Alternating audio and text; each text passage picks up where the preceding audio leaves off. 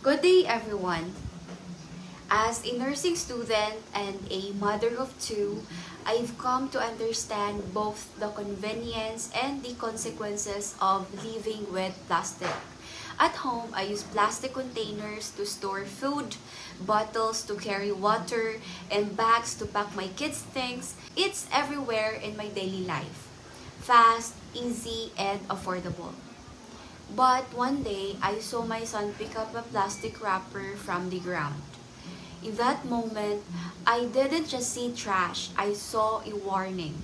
According to Asian Conference on Combating Plastic Pollution's 2024, over 460 million metric tons of plastic are produced yearly, and around 20 million tons of it end up polluting our ecosystems. This isn't just environmental issue, it's a health issue, a community issue, and a future issue. Plastics are now found in water, air, and even our food. The report also mentioned that plastic pollution affects biodiversity, public health, and even our economies, making it a multi-layered challenge that no single person can solve alone.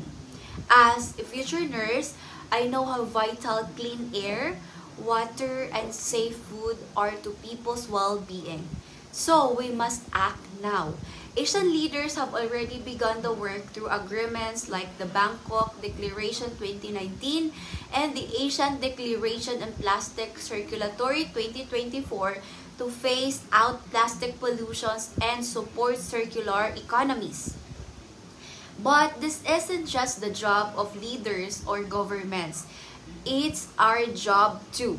We can help by reducing our future of single-use plastics, supporting local friendly products, and educating others. Small actions saying no to plastic straws, bringing reusable bags, and segregating waste can ripple into big changes. We owe it to the next generation to clean up the mess we've helped create. Let's choose a life that doesn't just care for comfort but cares for the future. Thank you and God bless.